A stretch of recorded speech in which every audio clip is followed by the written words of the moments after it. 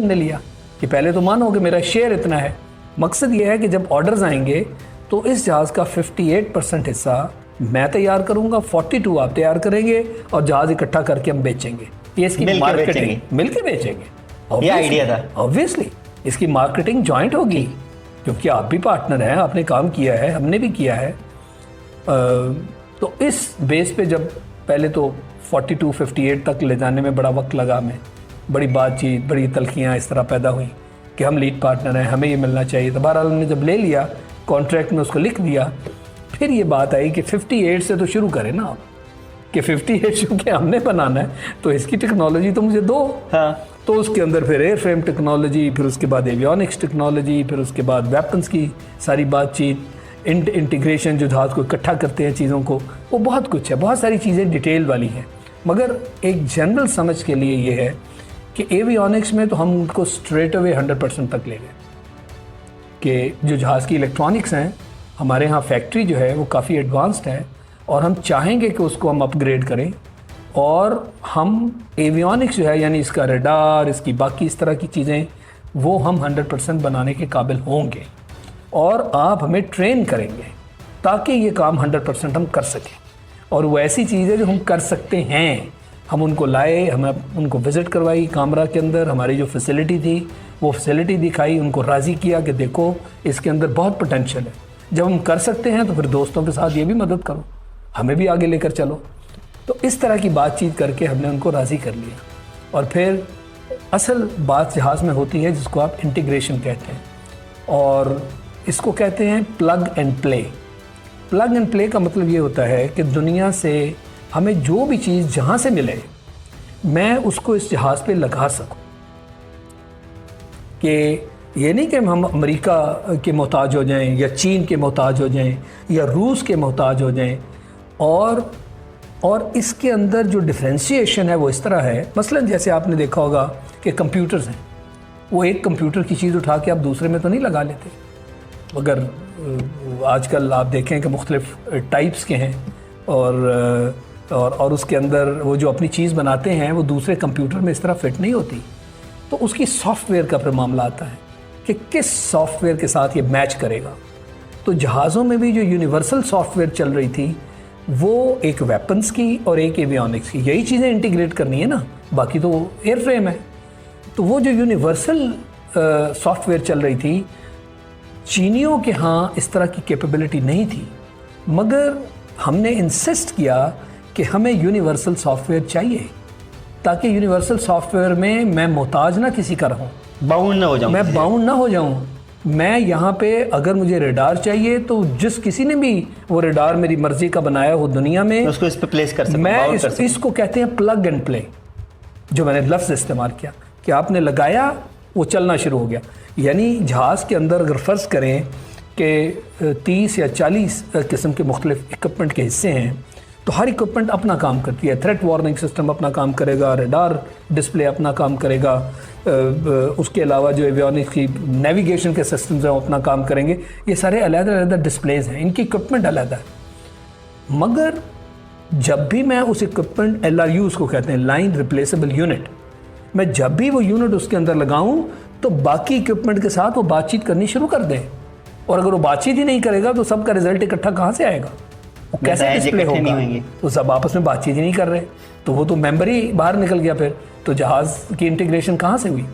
तो ये वो चीज़ें हैं जिसके तहत हमने यूनिवर्सल सॉफ्टवेयर, मुझे अभी भी याद है 1553 बस सॉफ्टवेयर उसको हम कहते थे, जो कि एवियोनिक्स की थी और 1760 वेपन्स की थी। तो ये चीज़ें मेरे बैक ऑफ द हैंड पे हैं, मुझे कभी भी नहीं भूल सकती। ये दो चीज़ें यूनिवर्सल थी कि जहाँ कहीं से भी लोग हैं, इन्हीं दो सॉफ्टवेयर के ऊपर लेटेस्ट इक्विपमेंट, अमेरिका हो या कोई छोटा मुल्क हो, वो वेस्ट हो, कोई भी मुल्क हो, इस पे बनाएगा तो उसकी मांग होगी।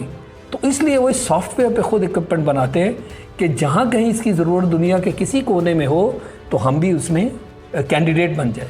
तो वो फिर इसकी एड्स भी इसी तरह देते हैं कि universal software, plug and play, head up display, navigation system, radar system, threat warning system. तो जो ही इसको पढ़ते हैं हम जैसे लोग, हम कहते हैं ये यूनिवर्सल सॉफ्टवेयर पे बनी हुई है, इनको अप्रोच करो। फिर पॉड्स होते हैं जिसके ज़रिए आप टारगेटिंग करते हैं, उसके बारे में। तो जो भी जहाज़ की चीज़ें इस पे बेस्ड, और अभी हमने अल्हम्दुलिल्लाह, मैं आज की अगर आपको बात करूं तो आप सोच भी नहीं सकते कि हमने दुनिया के किस किस हिस्से से कौन कौन सी चीज़ ली है। मगर चूँकि हमने प्लग एंड प्ले किया था, हमारे पास उसका एक सिमुलेटर मौजूद है, कामरा में हमने बनाया और उसके अंदर वो सारी इक्विपमेंट जहाज़ की लगाई।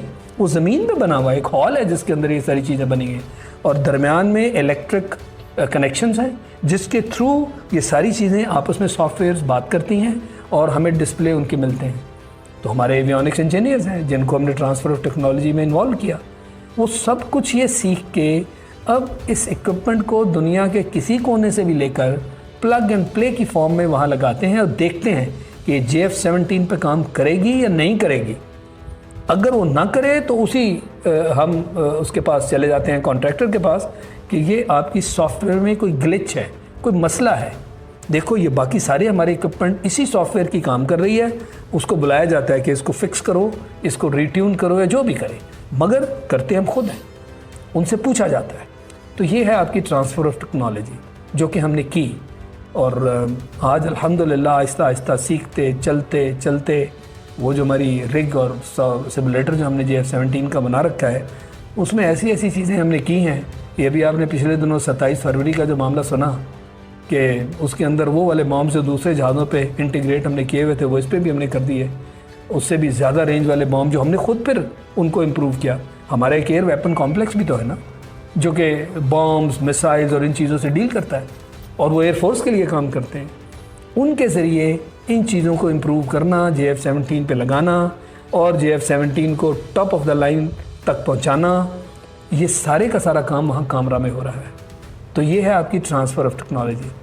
अभी अखबार में मेरा ख्याल आज एक आध दिन में आने वाला है, हमने अपना पहला JF-17 उसकी ओवरऑलिंग की है दोबारा।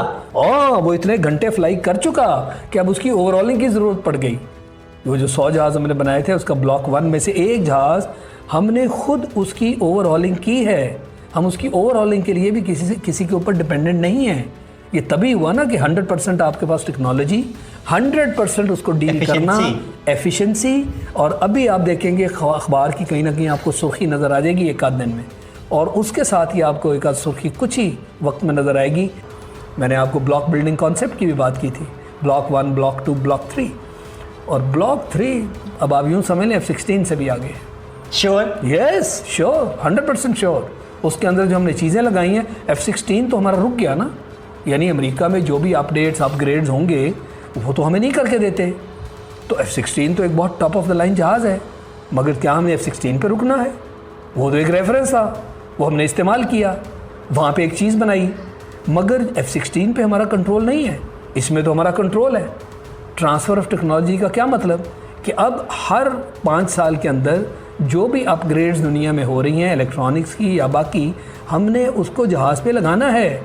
हमने बाकी जहाज़ों में या F-16 पे या उसके अलावा हमारा जो एयर वेपन कॉम्प्लेक्स चीज़ बनाता है, हम अब ड्रोन्स में बहुत आगे जा रहे हैं। हमने ड्रोन अपना वो बनाना है जिसके अंदर आप वेपन्स भी कैरी करते हैं, और हमने कैरी करने शुरू कर दिए हैं। UCAV उसको कहते हैं, unmanned combat aircraft vehicle. Combat जिसके अंदर आप कर सकते हैं, यानी उसको वो अनमैन्ड तो है ही, सारे ड्रोन्स अनमैन्ड हैं, मगर वो करते क्या हैं? कुछ सिर्फ सर्वेलेंस करते हैं, ज़्यादातर तो सर्वेलेंस करते हैं। जब तक आपके पास वो अमेरिका के पास है ना कैपेबिलिटी, जिसके तहत वो आता था नॉर्थ में और मार के चला जाता था। तो एरियल प्लेटफॉर्म, एयरक्राफ्ट नहीं, aerial platform, unmanned combat aerial vehicle, ये है UCAV। तो हमने कॉम्बैट वाली वर्जन जो है, हम तकरीबन आप यूँ समझें कि उसके एक्सपेरिमेंट्स भी हो गए। अब आप जल्द ही सुनेंगे कि उसके ऊपर वो वेपन्स जिनकी हमें ज़रूरत है, ड्रोन्स के ज़रिए हम सर्वेलेंस के अलावा अब हम अटैक करने की भी कैपेबिलिटी, और ये सारा काम कौन कर रहा है? कामरा, और उसके साथ AWC एयर वेपन कॉम्प्लेक्स, क्योंकि वहाँ चीज़ बनाई जाती है, कामरा में उसको ला के इंटीग्रेट किया जाता है। और उसके साथ साथ जो मैं आपके पहले भी 5th जनरेशन जहाज़ की बात कर चुका हूँ, वो बड़ी तेज़ी से आगे बढ़ रहा है। इतने तजर्बे के साथ जो कुछ हमने गेन किया, अब हम वो 5th जनरेशन के अंदर उसको लाना चाहते हैं, और हम लेके जा रहे हैं। तो ये है आपकी ट्रांसफ़र ऑफ टेक्नोलॉजी, और ये हैं उसके फ़वाइद।